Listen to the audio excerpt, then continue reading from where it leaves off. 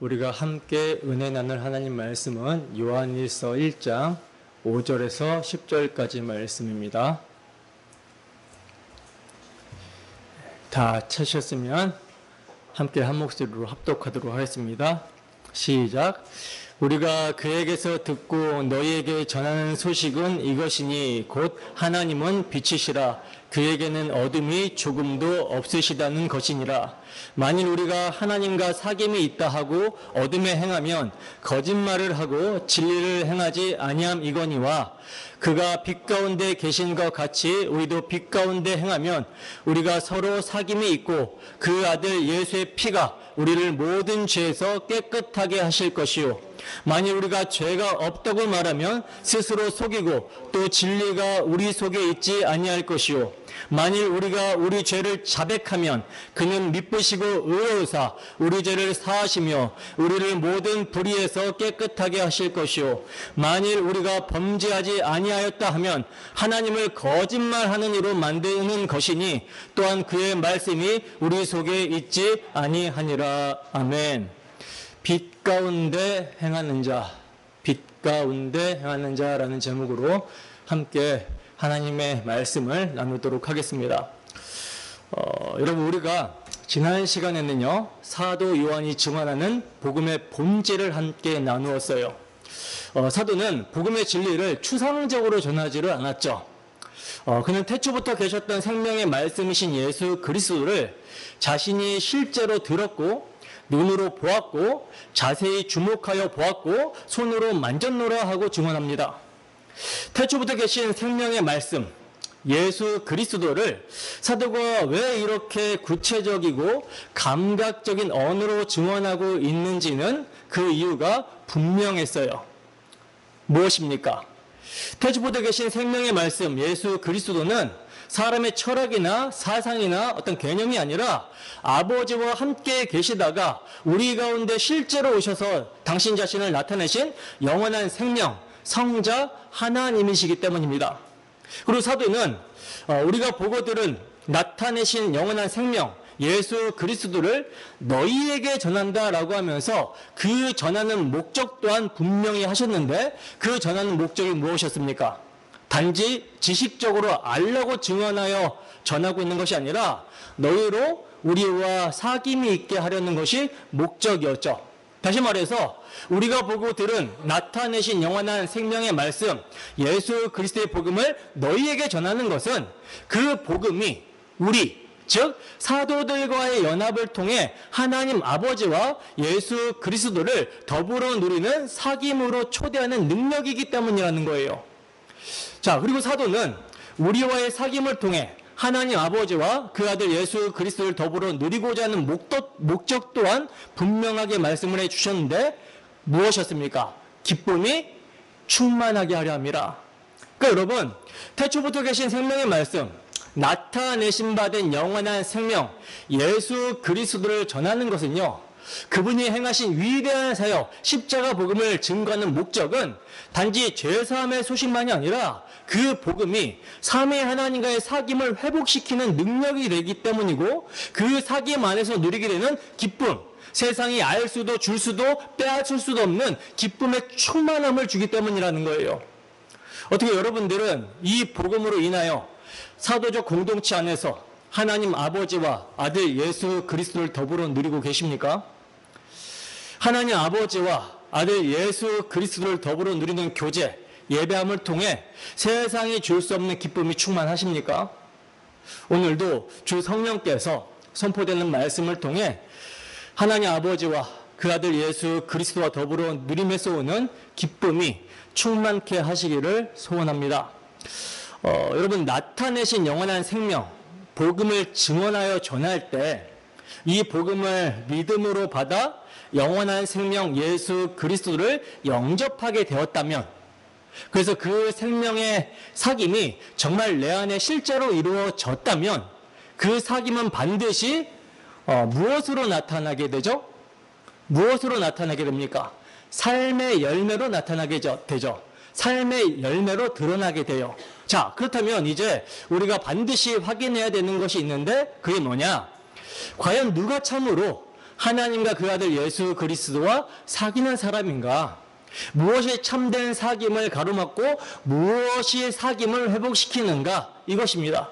바로 오늘 본문에서 사도는 우리가 반드시 확인해야 되는 질문에 대한 답을 주고 있어요.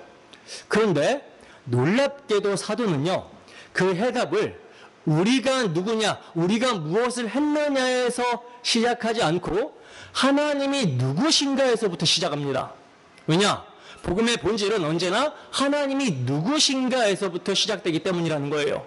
자, 그러면 지혜와 계시의 영이신 성령의 조명하심을 구하면서 이에 대해서 자세히 살펴보도록 하겠습니다. 본문 5절입니다. 함께 읽습니다. 시작. 우리가 그에게서 듣고 너희에게 전하는 소식은 이것이니 곧 하나님은 빛이시라. 그에게는 어둠이 조금도 없으시다는 것이니라. 아멘. 자, 보시면 사도는 지금 누가 하나님과 사귐이 있는지를 말하기에 앞서 먼저 하나님이 어떤 분이신지를 분명히 하고 있어요. 왜 그렇습니까? 하나님이 누구신지를 정확하게 알지 못하면요, 사귐이라는 말도 복음이라는 말도 다 오해될 수 있기 때문이라는 거예요.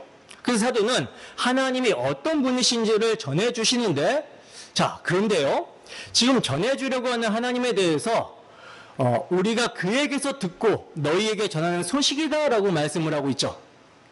여기서 소식이라는 말은요, 단순한 정보가 아니에요. 소식으로 번역이 된 헬라어 헤 앙겔리아라는 말은요, 신약 성경에서 오직 여기에만 사용된 말입니다. 그러면 이 소식은 문맥적으로 봐야 되겠죠. 이 소식을 문맥적으로 보면 뭐겠습니까? 2절과 3절에서 언급된 사도들이 선포한 생명의 말씀을 가리키는 것이죠. 그죠?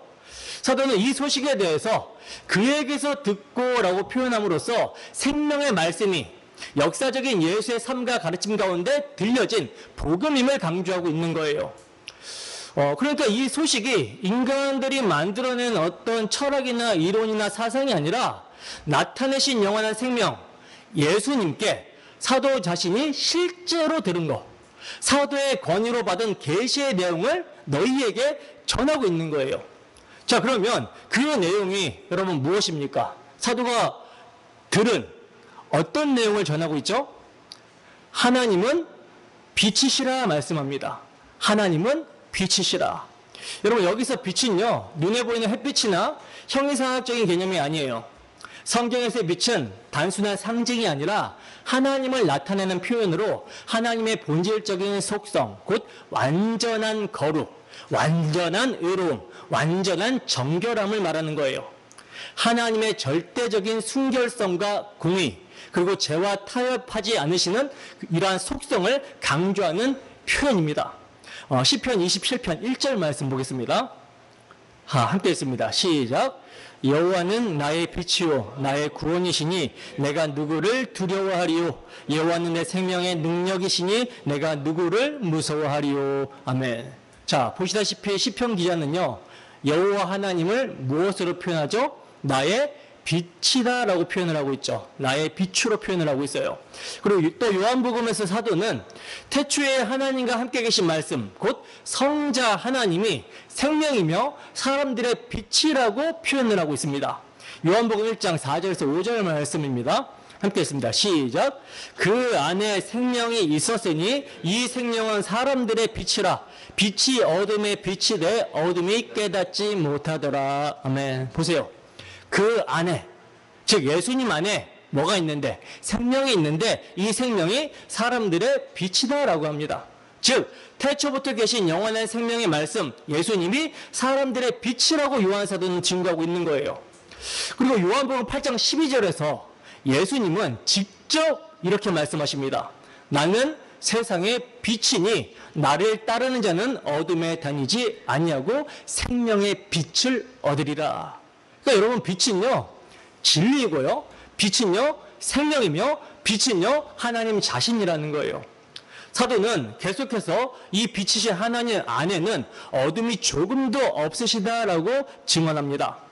여기서 조금도 없다라는 말은 헬라어로 우카, 에스틴, 우데미아라는 말인데 절대적으로 없다라는 뜻이에요. 절대적으로 없다. 그러니까 하나님은 그 본질 안에 거짓이나 죄나 타협이나 위선이 단 한 점도 없으신 분이라는 겁니다. 완전한 거룩과 의, 진리 그 자체신 분이라는 거죠. 그래서 이 점을 시편 기자는 이렇게 증거하고 있어요. 시편 89편 14절 말씀입니다. 함께 읽습니다. 시작. 의와 공의가 주의 보호자의 기초라. 인자함과 진실함이 주 앞에 있나이다. 의와 공의가 주의 보호자의 기초래요. 그리고 인자함과 진실함이 어디 앞에? 주 앞에 있다라고 말씀합니다. 그렇기 때문에 여러분, 하나님과 사귐을 말하는 우리는요, 반드시 그분이 누구신지를 알아야 되는 거예요. 그분은 단지 멀리 계신 초월적인 분이 아니라, 초월적인 존재가 아니라 당신 자신을 빛으로, 말씀으로, 성육신으로 나타내신 계시의 하나님이십니다. 그리고 그 계시의 정점이 바로 십자가에서 빛을 비추신 예수 그리스도예요. 고린도후서 4장 6절에서 사도 바울은요, 어두운데 빛이 빛이라 말씀하셨던 그 하나님께서 예수 그리스도의 얼굴에 있는 하나님의 영광을 아는 빛을 우리 마음에 비추셨느니라 하고 말씀합니다. 자, 그럼 이제 스스로 한번 질문을 해보세요. 정말 나는 그 하나님과 사귐이 있는가? 그 하나님과 함께 동행하고 있는가? 질문해 보셨습니까? 여러분, 하나님이 참으로 빛이시고 그에게 어둠이 조금도 없으시다면 그분과의 사귐은 반드시 내 삶 속에서 여러분 어떻게 나타나야 되는 거예요? 빛으로 나타나야 되고 드러나야 되는 것이죠.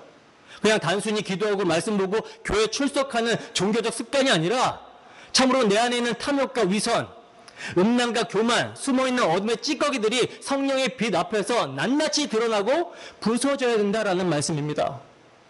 오늘날 많은 성도들이요, 하나님과 사귐이 있다라고 말하면서도 실제 삶에서는 어둠과 타협하며 살아갑니다. 말은 믿는다라고 하는데 돈 앞에서는 진리를 꺾어버리고요, 관계 속에서는 미움과 분노를 품고 있고 은밀한 자리에서는 죄와 짝하며 살아가요. 그러나 여러분, 빛이신 하나님과의 사귐은 결코 이중적일 수 없습니다. 왜냐? 하나님은 어둠이 조금도 없으신 분이기 때문이라는 거예요. 그래서 바울 사도는 이 점을 뭐라고 얘기를 하죠? 하나님은 빛이시기 때문에 빛과 어둠이 섞일 수 없다라고 얘기하죠. 그리고 요한 사도는 이 점을 곧바로 이어서 이렇게 말합니다. 본문 6절입니다. 함께 읽습니다. 시작. 만일 우리가 하나님과 사귐이 있다 하고 어둠에 행하면 거짓말을 하고 진리를 행하지 아니함이거니와. 아멘. 보세요. 사도는요, 만일 우리가 하나님과 사귐이 있다 하고 어둠 가운데 행하면 거짓말을 하는 것이고 진리를 행하지 않는 것이다 라고 단호하게 이야기합니다. 여기서 만일이라는 가정법은요, 본문에서 처음 등장하고 있는 조건절인데 요한사도는 이 조건절을 통해 복음이 우리 안에 있는 진실함을 어떻게 드러내는지를 점검하도록 지금 하고 있는 거예요. 즉 복음은, 빛은 언제나 우리 안에 있는 진실함을 드러내는 거울이 된다라는 거죠.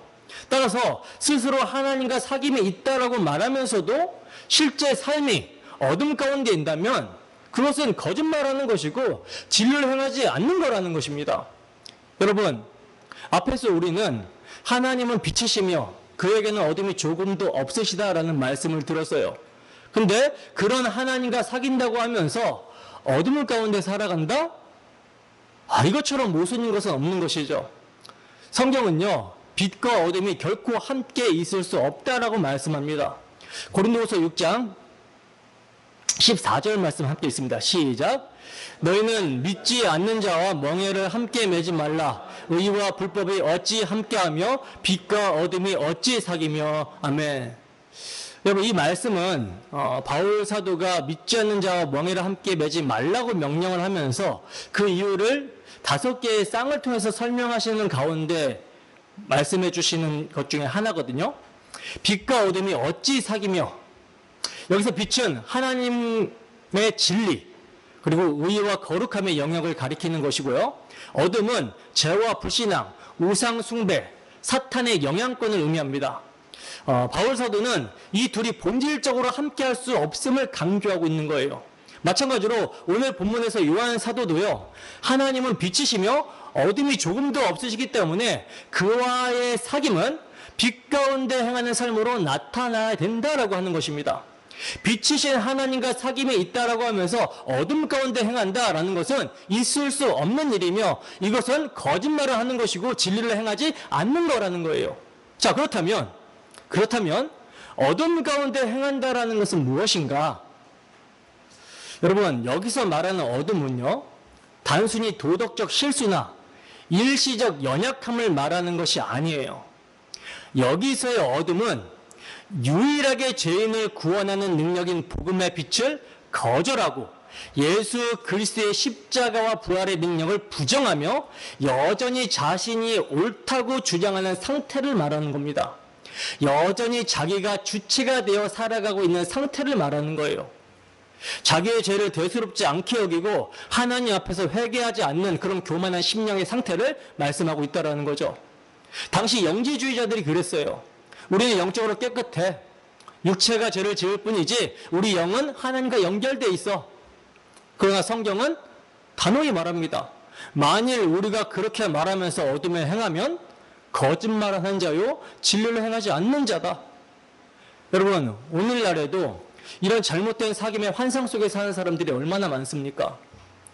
주일이면 예배당에 나오고 입으로는 주님과 교제하고 있다라고 말하면서도 삶의 현장에서는 여전히 어둠 가운데 죄악의 습관 속에서 벗어나지 못한 채 살아가고 있는 사람들이 너무나도 많다는 거예요. 어둠 가운데 죄악의 습관 속에서, 이건요 단순히 세상 사람들이 말하는 선악 구조에서 말하는 것이 아니에요. 물론 세상 사람들이 말하는 악한 일, 도덕적으로 윤리적으로 악한 일도 우리는 하지 않아야 되지만 자기 의, 자기 자랑, 자기가 주체가 되고 있는 그런 모습들, 이런 모습들도 다 어둠 가운데 자기의 습관 속에서 행하는 것입니다. 그러나 여러분, 예수님을 믿는다라고 하지만 그 믿음이 십자가 앞에 자신을 세우고 자기를 부인시키며 그 믿음이 사랑으로 역사하는 삶의 열매로 증거가 되지 않는다면 이건 헛된 사귐이고요, 스스로 속고 있는 거예요. 야고보서 1장 22절을 보면 야고보 사도는 이렇게 경고합니다. 너희는 말씀을 행하는 자가 되고 듣기만 하여 자신을 속이는 자가 되지 말라. 즉 말씀을 듣는다고 다 진리 가운데 있는 것이 아니라는 겁니다. 그 말씀을 따라 걷는 자만이, 그 말씀이 실제가 된 자만이 진리 안에 있는 자라는 거예요. 그러므로 여러분, 오늘 이 말씀 앞에서 우리는 솔직하게 자신을 성찰해야 되는 거예요. 나는 정말 하나님과 사귀는 자인가? 그 사귐이 내 삶에서 어떤 열매로 나타나고 있는가? 예수 그리스도의 십자가 앞에서 날마다 회개하며 말씀을 따라 빛 가운데 걷고 있는가? 아니면 여전히 어둠 속에서 내 자신을 변호하며 합리화하며 스스로 사귄다라는 착각을 하고 있지는 않는가? 점검해봐야 된다는 거죠. 자, 그렇다면 이제 여기서 반드시 질문이 생기게 되죠. 그럼 목사님, 도대체 어떻게 해야 우리가 하나님과 참된 사귐 가운데 거할 수 있습니까? 이 질문에 대한 놀라운 복음의 대답을 요한 사도는 이렇게 말씀해 주시고 있어요. 본문 7절입니다. 함께 읽습니다. 시작. 그가 빛 가운데 계신 것 같이 우리도 빛 가운데 행하면 우리가 서로 사귐이 있고 그 아들 예수의 피가 우리를 모든 죄에서 깨끗하게 하실 것이요. 아멘. 여러분, 우리가 앞에서 확인했듯이 하나님은 빛이시며 그분과의 사귐은 결코 어둠과 공존할 수 없다라고 말씀을 드렸죠. 근데 이제 요한 사도는요, 놀라운 복음을 선포합니다. 그가 빛 가운데 계신 것 같이 우리도 빛 가운데 행하면 우리가 서로 사귐이 있고 그 아들 예수의 피가 우리를 모든 죄에서 깨끗하게 하실 것이요 라고 말씀을 해주시고 있어요. 이 말씀은 6절에서 어둠 가운데 행하면서도 사귐을 말하는 자들을 향한 경고하는, 완전히 상반되는 반전의 복음이죠. 그러니까 사도는 정죄하시기 위해서 경고하고 있는 것이 아니라는 거예요. 회개하고 복음으로 돌이키라는 말씀을 하기 위해서 경고를 했던 것입니다. 여러분, 하나님은 빛이시기 때문에 어둠 가운데 있는 자는요, 결코 그분과의 사귐이 있을 수 없지만 그 빛 가운데 나아오는 자, 빛 가운데 행하는 자에게는 놀라운 은혜가 약속이 되어 있다는 것입니다. 자, 그럼 빛 가운데 행한다라는 것이 무슨 뜻인가? 여러분, 빛 가운데 행한다라는 것은요, 죄가 없기 때문에 행하는 것이 아니에요. 이제 나에게는 죄가 없다라는 그런 뜻이 아닙니다. 도리어 내 안에 죄가 있음을 부정하지 않고 오히려 빛 앞에서 죄를 인정하고 드러내고 자백하는 삶을 말하는 거예요. 빛 가운데 행한다라는 것은 죄를 감추는 삶이 아니라 십자가 앞에서 죄를 내어놓는 삶을 말한다라는 거죠. 히브리서 기자는 이 점을 이렇게 증거합니다. 히브리서 4장 12절에서 13절 말씀 함께 읽어보겠습니다. 시작. 하나님의 말씀은 살아있고 활력이 있어 좌우에 날선 어떤 검보다 예리하여 혼과 영과 및 간절과 골수를 찔러 쪼개기까지 하며 또 마음의 생각과 뜻을 판단하나니 지으신 것이 하나도 그 앞에 나타나지 않음이 없고 우리의 결산을 받으실 이의 눈 앞에 만물이 벌거벗은 것 같이 드러나느니라. 아멘. 여러분, 하나님의 말씀이 뭐예요? 빛이에요. 때문에 그 빛의 말씀이 우리를 비추게 되면 겉모습이 아니라, 우리의 겉모습이 아니라 마음의 동기와 중심을 드러내버리게 됩니다. 자기의 의, 자기 자랑, 외식, 위선, 감춰놓은 탐심, 아직도 회개하지 않은 음욕, 미움, 시기심, 모든 것이 벌거벗은 것처럼 드러나게 돼요. 근데 여러분, 하나님의 말씀이 우리를 이렇게 드러내시는 이유가 무엇입니까? 왜 이렇게 드러내버리시는 거죠? 정죄하려고? 심판하려고? 벌 주려고? 아니라는 거예요. 치료하시려고 그러는 거예요. 치료하시려고. 고치시려고, 살리시려고 그러시는 겁니다. 빛은 생명의 빛입니다. 고침의 빛이에요. 치료의 빛이에요. 복음의 빛입니다. 근데 문제는 뭡니까? 문제는 많은 사람들이 하나님의 말씀 앞에서 죄가 드러나게 되잖아요. 그러면 되려 도망가려고 한다라는 거예요. 듣기 싫어한다라는 거죠. 그래서 하나님은 어떻게 할 수 없으니까 말씀을 전하는 스피커, 목사를 미워하거나 혹은 나한테 이런 말씀을 하실 리 없어, 저 사람한테 하는 말씀이지 라고 말씀을 자기에게 적용하는 것이 아니라 남에게 적용하려고 그래요. 그러니까 여러분, 제가 누누이 말씀드리지만 하나님의 말씀은 반드시 나에게 하는 말씀입니다. 제가 설교를 준비하지만 이 설교를 여러분들에게 전하기 이전에 나에게 전합니다. 나에게. 제가 회개하지 않고 어떻게 여러분들에게 회개를 선포할 수 있겠어요? 하나님의 말씀은 반드시 나에게 전하는 거예요. 나에게 전하는 말씀. 그러니까 저를 미워할 필요가 없어요. 듣고 회개하면 됩니다. 빛이신 하나님의 말씀이 내 심령을 찔리잖아요? 도망가지 마세요. 피하지 마세요. 도망가거나 회피하면 고침받을 기회를 놓치는 겁니다. 그냥 인정하시고 고침받으러 나아가야 되는 거예요. 회개하고 예수의 피를 붙들어야 되는 것입니다. 예수님은요, 상한 갈대를 꺾지 아니하시고 꺼져가는 심지를 끄지 아니하시는 분이세요. 죄를 감추는 자는 스스로 속는 자지만 죄를 드러내는 자는요, 예수의 피로 고침받습니다. 여러분, 예수님의 피는 상징적인 피가 아니에요. 그렇게 생각한다면 정말 무지한 겁니다. 예수님의 피는 실제고요, 하나님 앞에서 살게 하는 능력이에요. 히브리서는 그 피의 능력을 이렇게 증언합니다. 히브리서 9장 14절 말씀입니다. 함께 읽습니다. 시작.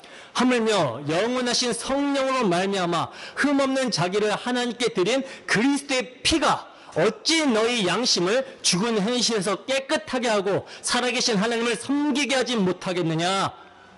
여러분, 빛 가운데 행한다라는 것은 바로 이러한 삶입니다.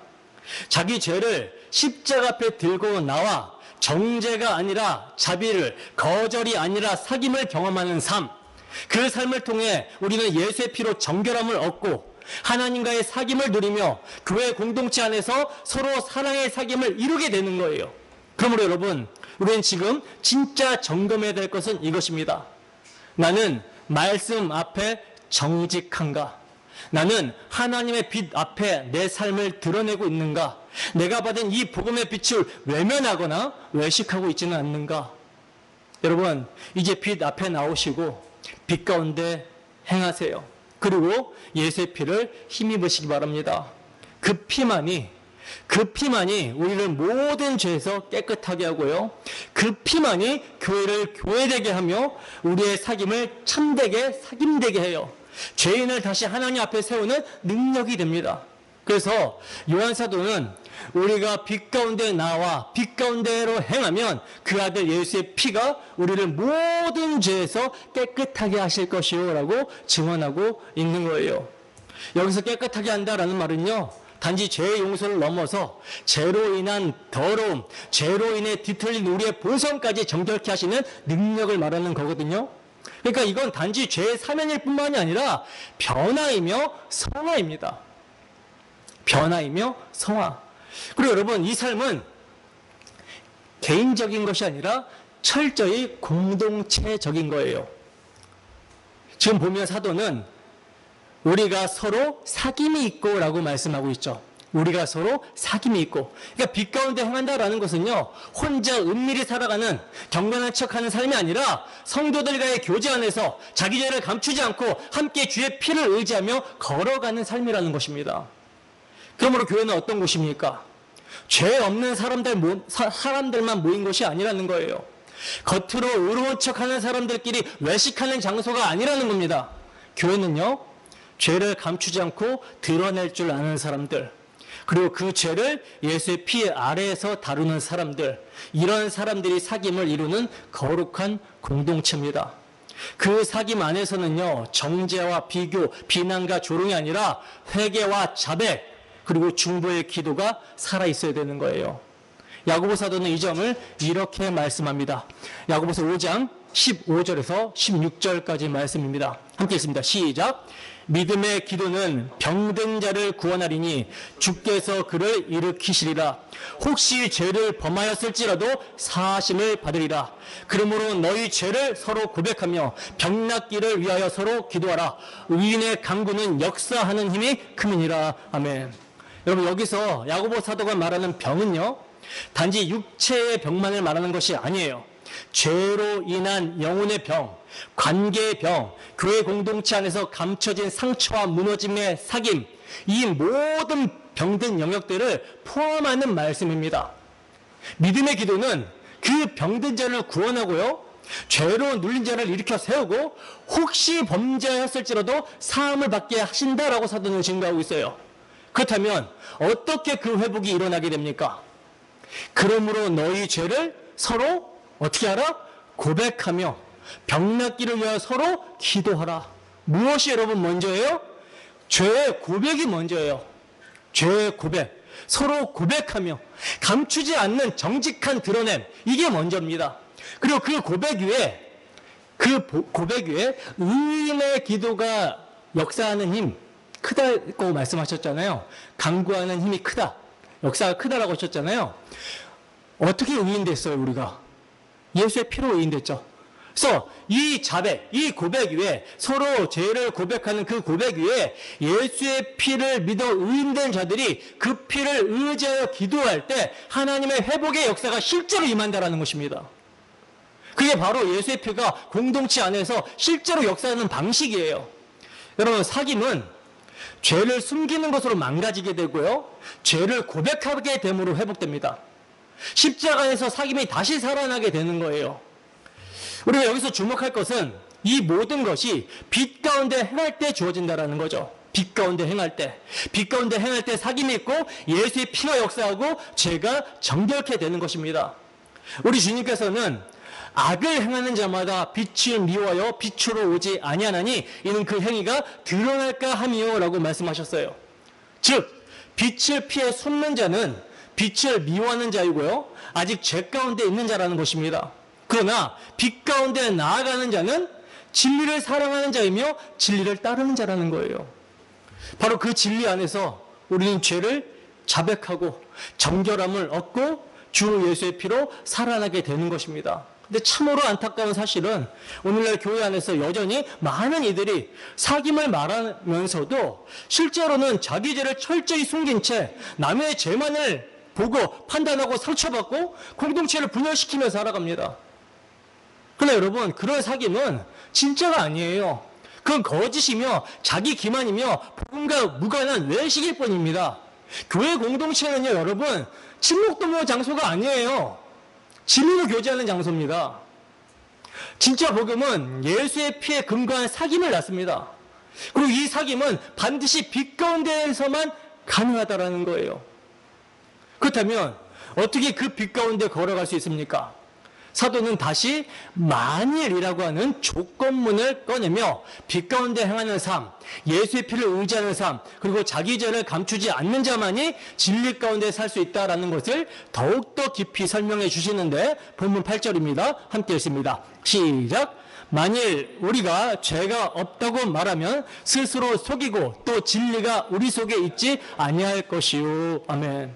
여러분, 앞서 7절에서 사도는 빛 가운데 행하면 예수의 피가 우리를 모든 죄에서 깨끗하게 하신다라고 하는 복음의 약속을 말씀해 주셨어요. 그죠? 그러면 여기서 질문이 생기죠. 빛 가운데 행하면 죄가 없어지는 것입니까? 빛 가운데 행하면 이제 나는 의롭기 때문에 더 이상 회개할 필요도 없고 죄를 돌아볼 필요도 없는 것입니까? 아니죠. 정반대예요. 빛 가운데 행한다라는 것은요, 죄가 없어진다라는 뜻이 아니라 오히려 내 안에 있는 죄를 부인하지 않고 감추지 않고 드러낸다라는 뜻이에요. 자신의 죄를 빛 앞에 가지고 나오는 사람, 십자가 앞에 자신의 죄를 내려놓는 사람, 그 사람이 바로 빛 가운데 행하는 자라는 거죠. 그렇기 때문에 8절 말씀은요, 7절의 복음의 약속을 거부하는 사람들에 대한 경고예요. 경고. 사도의 경고. 7절의 복음의 약속을 거부하는 사람들에 대한 사도의 경고. 그래서 사도는 만일 우리가 죄가 없다고 말하면 스스로 속이고 또 진리가 우리 속에 있지 않는 것이라고 말씀합니다. 여기서 죄 없다고 말한다라는 말은요, 단순히 나는 오늘 죄 안 지었어 라고 하는 정도가 아니에요. 이건 자기 안에 죄성이 없다고 말하는 거, 예수의 피가 필요하지 않다라고 여기는 태도입니다. 여러분, 이게 얼마나 심각합니까? 얼마나 심각한 거예요. 죄 없다라고 말하는 자는 결국 뭘 거부하는 자예요? 예수의 피를 거부하는 자인 거예요. 자신을 정결하게 할 예수의 피를 거부하는 자라는 거죠. 그 사람은 자기 속에 죄가 없다라고 말하면서 예수님의 피의 은혜도 능력도 필요도 부인하고 있는 것입니다.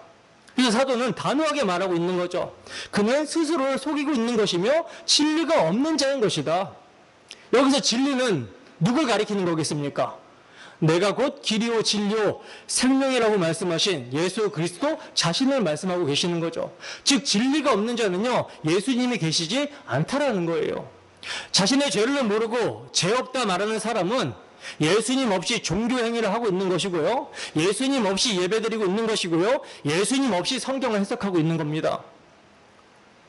그러나 히브리서 10장 26절에서 히브리서 기자는 이렇게 경고합니다. 우리가 진리를 아는 지식을 받은 후 짐짓 죄를 지으면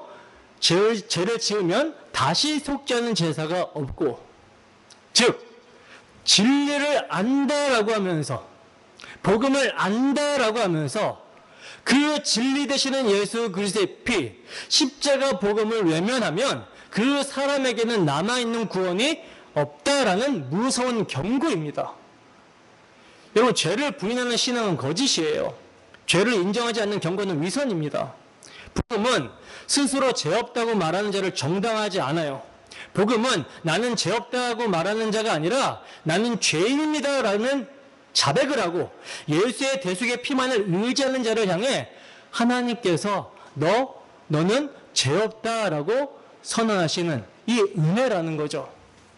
이 점에서 우리가 특별히 조심해야 될 영적 태도가 하나 있는데, 그게 뭐냐? 그건 바로 자기의입니다. 자기의. 자신은 괜찮다라고 생각하는 마음. 나는 예배를 잘 드렸고, 설교도 감동적이게 잘 들었고, 말씀도 다 아는 것 같고, 그래서 회개할 것이 별로 없다라고 여기는 마음. 그 마음이 위험하다라는 거예요. 그 마음이. 가난하고 통해하는 심령이 아닌 상태, 그 정말 위험하다라는 것입니다. 왜냐? 그런 마음은 점점 십자가를 불필요하게 여기게 만들기 때문이라는 거죠. 그리고 결국 진리를 소유한 것처럼 보여도, 진리를 자신이 소유한 것처럼 보여도 사실은 진리가 그 속에 없는 거예요. 사랑하는 여러분, 빛 가운데 행한다라는 것은요, 우리 자신의 어떤 완벽함을 말하는 것이 아닙니다. 빛 가운데서 죄를 보는 삶, 죄를 부인하지 않고 인정하고 자백하며 예수의 피를 갈망하며 나아가는 삶을 말하는 거예요. 그러므로 지금 이 시간 자신의 죄를 직면하고 있는 자는 어떤 자예요? 참으로 복 있는 자가 되는 것이죠. 그 사람은 빛 가운데 있는 자고요. 그 사람에게는 예수님 피가 여전히 오늘도 효력이 있는 거예요. 자, 이제 사도는 바로 그 은혜를 9절에서 선언합니다. 죄를 인정하는 자에게는 어떤 은혜가 주어지고 있는가? 죄를 자백하는 자에게 하나님은 어떻게 응답하시는가? 본문 9절 함께 읽습니다. 시작.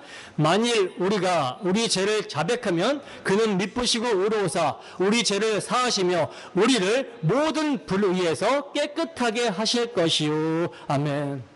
여러분, 요한 사도의 논리를 좀 잘 따라오셔야 돼요. 저는 지금 이 논리 구조를 그대로 갖고 가거든요. 앞서 사도는 죄 없다고 말하면 스스로를 속이고 진리가 우리 속에 없다라고 말했죠. 왜냐? 죄를 인정하지 않는다라는 것은 곧 예수 그리스도의 피를 필요 없다라고 말하는 것이기 때문이며 그런 자는 자기 자신을 속일 뿐만 아니라 복음 자체를 거절하는 것이기 때문이었어요. 자, 그렇다면 그 다음에 어떤 말씀이 나와야 될까요? 어떤 말씀이 나와야 될까요? 혹자는 이렇게 생각할 수 있겠죠. 아, 그러니 이제 죄를 인정하지 않는 자는 끝났다. 하나님께 나아갈 수 없다. 이렇게 생각할 수 있겠죠. 이런 말씀이 나오겠거니 생각할 수 있겠죠. 그러나 여러분, 계속해서 말씀을 드리지만 복음은요, 단호하게 죄를 드러내시되 그 죄인을 버려두시지 않으시는 회복의 은혜를 함께 주시고 있어요. 그래서 사도 요한은 이렇게 증거하고 있는 겁니다. 만일 우리가 우리 죄를 자백하면 그는 미쁘시고 의로우사 우리 죄를 사하시며 모든 불의에서 깨끗하게 하실 것이다. 여러분, 이 한 구절 안에 담긴 복음의 능력이 어떠한지를 아시겠습니까? 이건요, 말로 다 형언할 수가 없는 정도의 능력이에요. 이 말씀은 단지 죄 용서에 대한 교리를 말씀하고 있는 것이 아니라 이것은 살아있는 자들에게 주어진 오늘 이 순간의 하나님의 약속입니다. 은혜에 대한 약속. 자, 그러면 죄를 자백한다라는 것은 무엇인가? 여기서 자백한다라는 단어, 헬라어 호몰로게오라는 말은요, 매우 중요한 뜻을 담고 있는데 이건 제가 죄입니다, 잘못했습니다 라고 입으로 말하는 것을 넘어서 하나님께서 죄라고 말씀하시는 그것을 나도 죄로 동일하게 시인하고 그분의 정의와 판단에 전적으로 동의하며 그 죄에서 돌이키는 태도를 말하는 거예요. 이건요, 단순히 양심의 가책이나 후회나 반성이 아니라 말씀 앞에 직면하여 무릎을 꿇는 회개의 자세입니다. 죄를 죄로 부르고 자기 변명이나 핑계 없이 하나님 제가 잘못했습니다, 주님의 말씀이 옳습니다, 죄가 틀렸습니다 라고 고백하는 것이죠. 다윗은 시편에서 이렇게 고백합니다. 시편 32편 5절 말씀 함께 읽습니다. 시작. 내가 이르기를 내 허물을 여호와께 자복하리라 하고 주께 내 죄를 아뢰고 내 죄악을 숨기지 아니하였더니 곧 주께서 내 죄악을 사하셨나이다. 아멘. 여러분, 이게 회개의 시작이에요. 하나님은요, 택하신 백성들의 숨겨진 죄를 그냥 내버려 두시지 않습니다. 그 죄를 반드시 드러내시고 회개하도록 부르세요. 그래 그 죄를 깨닫고 자백하며 주 앞에 나아가게 될 때 예수 그리스도의 피, 하나님의 아들의 피로 깨끗게 하시는 은혜를 베푸신다라는 겁니다. 그리고 사도는요, 우리가 우리의 죄를 자백할 때 하나님의 두 가지 성품을 굳게 붙들어야 된다라고 말씀을 해주시는데 그 성품을 미쁘시고 의로운 성품으로 말씀해 주시고 있죠. 미쁘시고 의로운 성품. 우선 사도가 하나님이 미쁘시다라고 할 때 이 미쁘다라는 말은요, 신실하다, 언약을 끝까지 지키시는 분이라는 뜻이에요. 여러분, 하나님께서 어떤 약속을 해주셨습니까? 자백하는 자는 용서하겠다, 자백하는 자는 내가 용서하겠다라고 하셨죠. 이 약속은 여러분 절대로 변하지 않습니다. 사람은 실수를 하고 때로는 넘어지고 흔들려도 하나님은 반드시 약속을 지키시는 분이라는 거예요. 자, 그리고 둘째는 의로우시다라고 말씀하고 있는데, 의로우시다라는 말은요, 이거 정말 놀라운 진리거든요. 우리가 자백할 때 하나님이 용서하시는 것은요, 하나님이 마음이 약해서 또는 사랑이 넘쳐서 그냥 덮어주시고 용서하시는 것이 아니라는 거예요. 하나님은 공의로우신 분입니다. 의로우신 재판장이세요. 그렇기 때문에 죄를 심판하지 않고는 죄인 우리를 그냥 용서하시거나 덮어주실 수가 없으시다라는 거죠. 반드시 죄에 대해서 심판하셔야 되고 그 어떤 죄도 그냥 덮어주거나 무시가 될 수가 없습니다. 근데 여러분, 그 심판이 우리에게 집행이 된 것이 아니라 누구에게 집행이 됩니까? 우리를 대신하여 예수 그리스도께 집행이 된 거예요. 그러니까 하나님은요, 우리를 정죄하시기 위함이 아니라 우리를 의롭다 하시기 위해서 당신의 독생자 예수 그리스도를 십자가의 화목제물로 내어주신 겁니다. 그러므로 십자가는요, 감정이 아니라 하나님의 법정이에요. 그곳에서 하나님은 죄에 대한 당신의 거룩한 진노를 선언하셨고 동시에 예수의 피를 통해 죄인을 위한 의의 길을 열어주신 것입니다. 그래서 이걸 사랑이라고 하는 거예요. 로마서에서 사도 바울은 이 사실을 이렇게 증거합니다. 로마서 3장 25절에서 26절 말씀입니다. 함께 읽습니다. 시작. 이 예수를 하나님이 그의 피로써 믿음으로 말미암는 화목제물로 세우셨으니 이는 하나님께서 길이 참으시는 중에 전에 지은 죄를 간과하심으로 자기의 의로우심을 나타내려 하심이니 곧 이때 자기의 의로우심을 나타내사 자기도 의로우시며 또한 예수 믿는 자를 의롭다 하려 하심이라. 아멘. 보세요. 하나님은요, 당신의 독생자를 죄인인 우리를 위한 화목제물로 십자가에 세우시고 심판하심으로 자기도 의로우시며 또한 예수 믿는 자를 어떻게 하세요? 의롭다 하십니다. 그러니까 우리가 죄를 자백할 때 하나님은 그 자백을 그리스도의 피 위에서 들으시는 거예요. 그리하여 그 피를 믿음으로 피 아래 나오는 자들의 자백을 들으시고 그래, 그 죄에 대해서는 이미 내 아들이 피를 흘렸구나. 그러므로 나는 너를 용서한다. 이게 바로 의로우신 하나님의 선언이라는 겁니다. 여러분, 이게 얼마나 놀라운 진리입니까? 우리가 용서받는 이유는요, 우리의 진정성 때문이 아니에요. 우리가 반성하기 때문에 아니라는 거죠. 진정성 있게 반성함을 통해서가 아니라 이미 흘려진 그리스도의 피의 효력 때문입니다. 우리가 의롭다 여김을 받는 이유는 우리의 변화된 태도 때문이 아니라 이미 완전하게 감당된 대속의 은혜 때문이라는 거예요. 그렇기 때문에 자백은 복음 앞에서 부끄러운 일이 아니라는 겁니다. 오히려 복음의 정당함과 하나님의 의로우심을 드러내는 믿음의 행위가 되는 거예요. 우리는 스스로 의로워질 수 없습니다. 하지만 그리스도의 피를 붙들고 죄를 인정하며 자백하는 자를 하나님은 당신의 법정에서 의롭다고 선언하시는 거예요. 그러니 이보다 더 확실한 회복의 길은 없는 것이죠. 그러므로 사랑하는 여러분, 죄를 감추지 마세요. 죄를 합리화하지 마시고 회개를 미루지 마세요. 그리스도의 십자가는요, 지금도 열려 있습니다. 그 피의 효력은 지금도 역사하고 있고 그 피를 믿는 자, 믿고 죄를 자백하는 자에게 하나님은 의로우시게 신실하시게 끝까지 책임지신다라는 거예요. 그래서 사도는요, 주 예수의 피를 믿음으로 믿보시고 의로우신 하나님께 나와 자백하는 자들을 모든 불의에서 깨끗하게 하실 것이요 라고 말씀하고 있는 것입니다. 여기서 사도는요, 단지 죄를 용서받는 수준에서 멈추지 않고 있어요.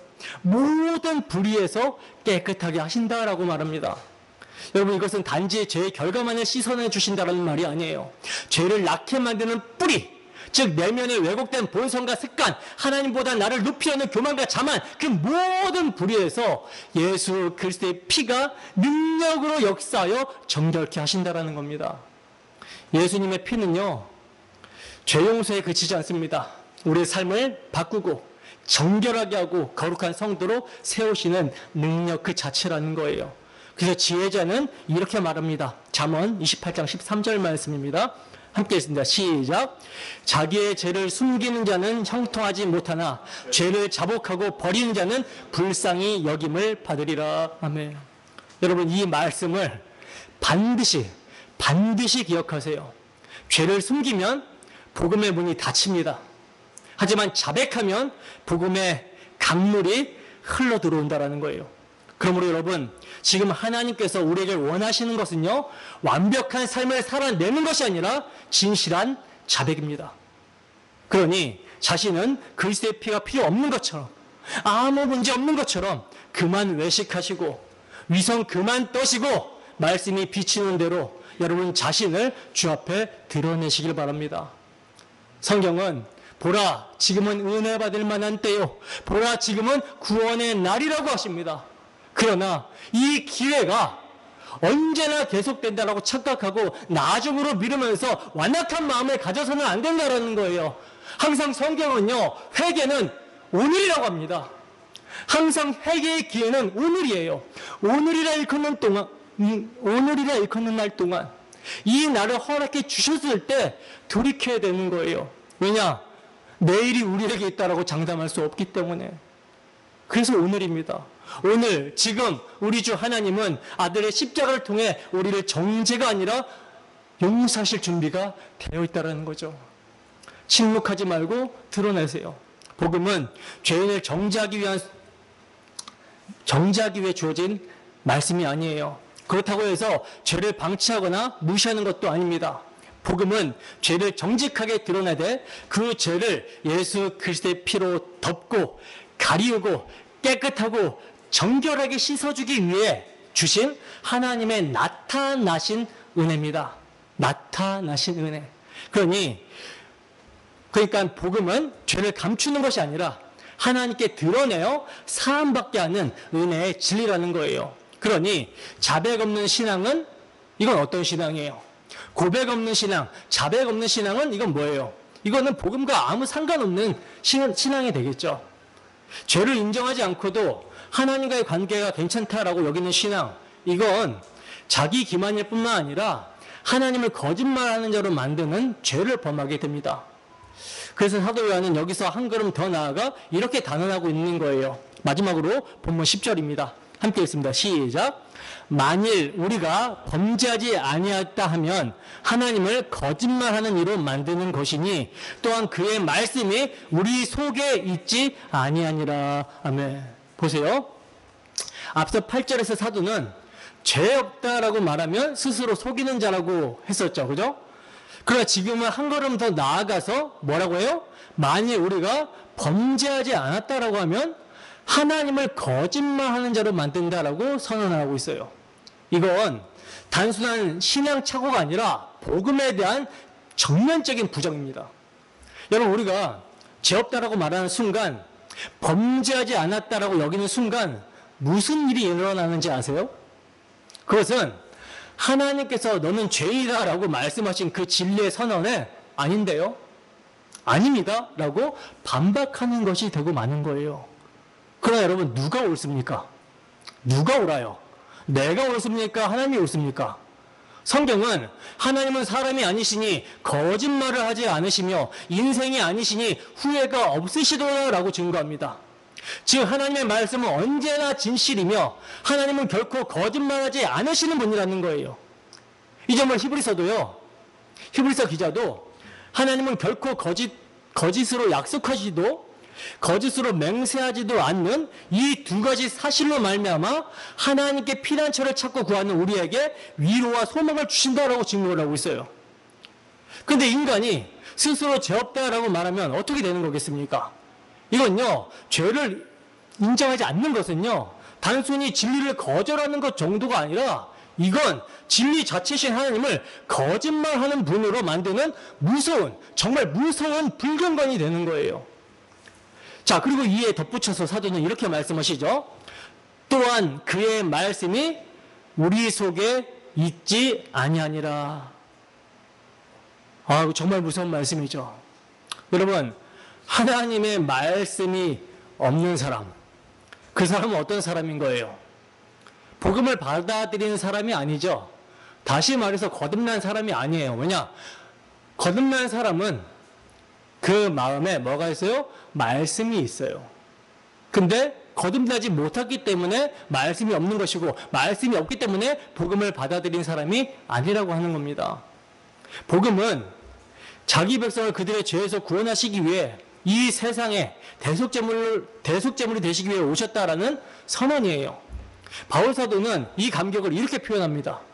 디모데전서 1장 15절 말씀입니다. 함께 읽습니다. 시작. 미쁘다 모든 사람이 받을 만한 이 말이요 그리스도 예수께서 죄인을 구원하시려고 세상에 임하셨다 하였도다. 아멘. 보세요. 바울 사도는 모든 사람이 받을 만한 신실하고 믿을 만한 말씀을 뭐라고 그러죠? 미쁘신 말씀을 뭐라고 그러죠? 그리스도 예수께서 죄인을 구원하시려고 세상에 임하셨도다. 이 미쁜 말씀 앞에 사도는 뭐라고 고백합니까? 자신을 죄인 중에 괴수다. 내가 죄인 중에 괴수니라 이렇게 고백합니다. 근데 자신이 죄인이 아니라고 말하는 자는 뭐예요? 하나님의 미쁘신 말씀을 거짓으로 만드는 것이며 예수님의 오심 자체를 불필요하게 만들어버리는 것이죠. 십자가를 무용지물로 만들어버립니다. 여러분, 복음은 죄 없는 자를 위한 소식이 아니에요. 복음은 죄인을 위한 기쁜 소식입니다. 때문에 복음은요, 나는 문제 없다, 나는 괜찮다 라고 하는 자에게 아무런 유익도 주지 못합니다. 복음은 하나님의 아들의 죽음, 십자가 앞에서 내가 예수님을 죽인 죄인입니다, 나는 망했습니다, 나는 소망 없습니다, 나는 죄인입니다 라고 부르짖는 자들에게만 능력이 된다라는 거죠. 그들에게만 죄사함과 의롭다함을 주는 용서의 능력으로 역사한다라는 것입니다. 여러분, 신앙은 어떤 척하는 게 아니에요. 신앙은 하나님 앞에서 정직하게 서는 것이며 진리를 받아들이는 것이고 그 진리가 내 안에 드러나게 두는 것입니다. 그러나 죄를 인정하지 않는 사람은 복음의 말씀 앞에서 언제나 방어적 태도를 취하죠. 말씀 앞에서 자신을 비추기보다는 늘 항상 남을 판단하고 비판하고 자기 의를 주장하고 회개의 필요를 부정합니다. 말씀이 자기에게 적용이 안 되니까 공동체 안에서 상처가 돼버리는 거예요. 왜? 나에게 말씀을 적용하지 않고 다른 사람한테 적용하고 다른 사람이 그렇게 안 사는 것을 보면서 이 교회는 사랑이 없다, 진리가 없다라고 하면서 상처를 받게 되는 거죠. 분명한 것은요, 이런 자들 안에는 뭐가 없어요? 주님의 말씀이 없다라는 거예요. 시편 기자는 주의 말씀은 내 발의 등이요 내 길의 빛이니이다 라고 고백을 했어요.